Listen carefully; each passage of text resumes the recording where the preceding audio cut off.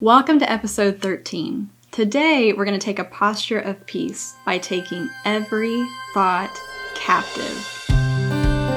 Hi, I'm Lindsay van Zyl. Posture is a podcast that serves as a short, audible fist pump to remind you that God is in everything. Together, we're going to be emboldened to take a daily posture of perfect peace.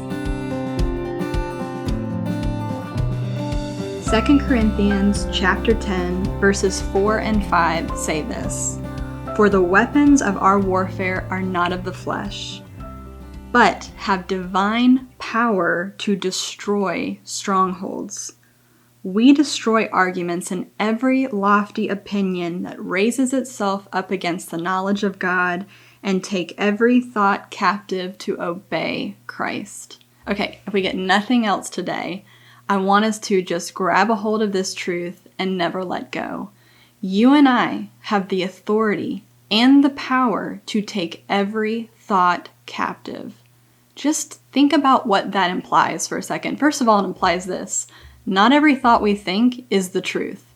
Not every thought we think is aligned with Christ.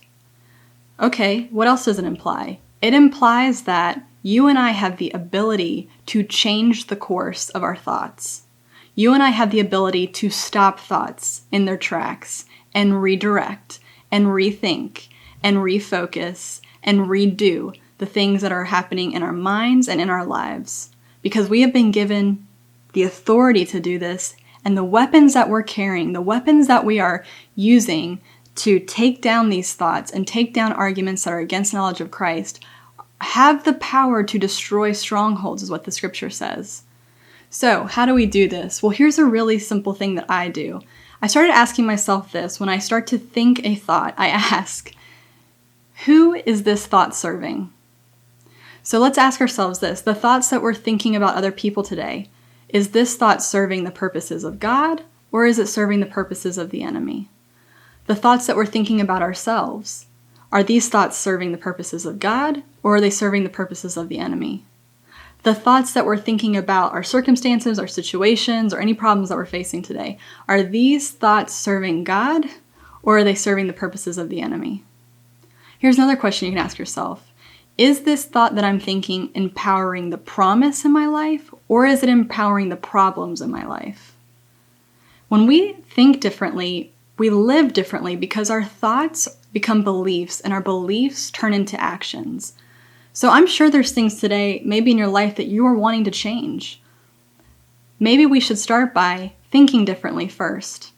When we change our thoughts, things begin to change in us, and that begins to change the outcome and the way that we see things in the external.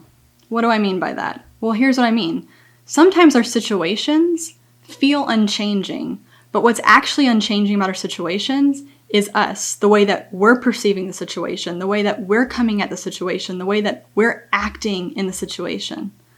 So perhaps it's time to think some different thoughts and see things start to change. You and I have been given the authority and the power to do this, to take every thought captive. What are we wanting to activate today in our lives? Are you wanting to activate peace? Think peaceful thoughts. Are you wanting to activate love? Think loving thoughts.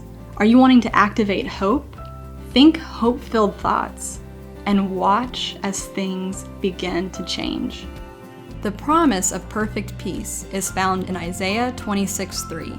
And in Hebrew, it is shalom, shalom, meaning complete wholeness. Nothing missing, nothing broken.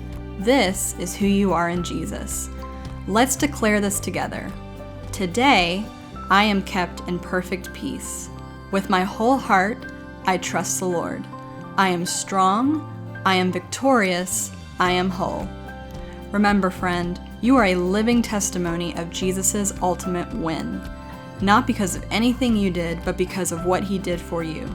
With every step you take today, you're putting Jesus' victory on display and Satan's defeat on replay.